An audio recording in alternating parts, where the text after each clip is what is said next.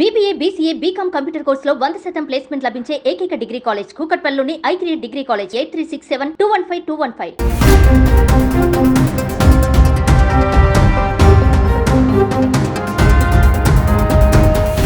సముద్రంలో అరుదుగా కనిపించే చేపలు, జలచరాలు చాలానే ఉంటాయి.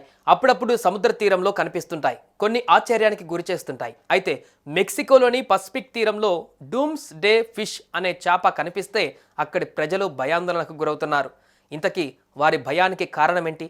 ఆ చేప కనిపిస్తే ఏదైనా విపత్తు సంభవిస్తుందా?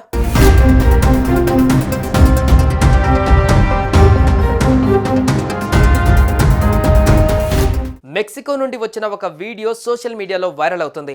ఆ వీడియోలో అరుదైన జాతి చేప బీచ్ వెంబడి ఈదుతూ కనిపిస్తుంది. చూసేందుకు అది చేపలా కనిపించదు, కానీ పూర్తిగా తెల్లగా మెరిసే రంగులో ఉన్న పాములా కనిపిస్తుంది. బీచ్లో ఉన్న ప్రజలు ఆ చేపను చూసిన వెంటనే వారు దాన్ని వీడియోలో రికార్డ్ చేశారు. బీచ్ చేరుకున్న తర్వాత ఆ చేప ఇబ్బంది పడుతూ కనిపిస్తుంది. కొంత సమయం తర్వాత చేప కదలడం ఆగిపోయింది. ఒక వ్యక్తి దానిని పట్టుకొని నీటిలోకి తీసుకుని వెళ్ళాడు. హేస్ మరియు ఇతరులు దానిని తిరిగి సముద్రంలోకి పంపించడానికి చాలాసార్లు ప్రయత్నించారు, కానీ అది తిరిగి ఒడ్డుకు వస్తూనే ఉంది. ఇక ఈ చేపను డూమ్స్ డే ఫిష్ అని చెబుతున్నారు. డూమ్స్ డే అంటే ప్రళయ దినం అని అర్థమట. ఎందుకంటే ఏదైనా విపత్తు సంభవించబోయే ముందు ఈ చేప తీర ప్రాంతంలో కనిపిస్తుందట.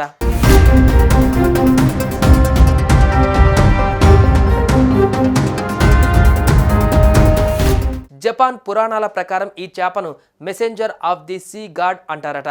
అంటే సముద్ర దేవుడి దూతగా ఇది జరగబోయే ప్రళయానికి సంకేతం ఇస్తుందట. 2011లో జపాన్లో సముద్రం లోపల భూకంపం సంభవించి సునామీ విరుచుకుపడడానికి ముందు కూడా ఇలాంటి చేపలు సుమారు 20 తీర ప్రాంతంలో కనిపించాయట. జపానీస్ జానపద కథల ప్రకారం ఈ చేప సముద్ర దేవుడు రుజిన్ సేవకులకు చెందినది. అందుకే ఈ చేపను రిగు నో సుకై అని కూడా పిలుస్తారు. అంటే సముద్ర దేవుని రాజభవనం నుండి దూత. భూకంపాల గురించి ప్రజలను హెచ్చరించడానికి ఓర్ ఫిష్ను రాజభవనం నుండి ఉపరితలం వైపుకు పంపారని నమ్ముతారు. ఇప్పుడు మెక్సికో తీరంలో ఈ చేప కనిపించిన దృశ్యాలను ఫియర్ బక్ అనే ఎక్స్ యూజర్ షేర్ చేశాడు.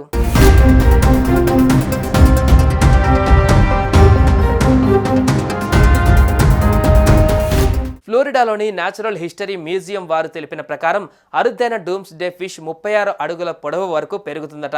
ఇవి సముద్ర ఉపరితలానికి కిలోమీటర్ లోతు వరకు వెళ్తాయట. ఎక్కువగా మాత్రం 200 మీటర్ల లోతులో కనిపిస్తాయట. ఇక ఈ అరుదైన చేపలపైన నిపుణులు పలు విధాలుగా స్పందిస్తున్నారు. డూమ్స్ డే ఫిష్ తీరాలలో కనిపించినప్పుడల్లా అది రాబోయే ప్రళయానికి సంకేతంగా భావించలేమని, సముద్రంలో అడుగులో ఎల్నీనో, లానీనో లాంటి పరిస్థితులు సంభవించిన, నీటి ఉష్ణోగ్రతలు ఆకస్మికంగా మార్పు వచ్చినా, గాయపడినా, జబ్బు పడినా ఈ చేపలు తీరానికి వస్తాయని చెబుతున్నారు.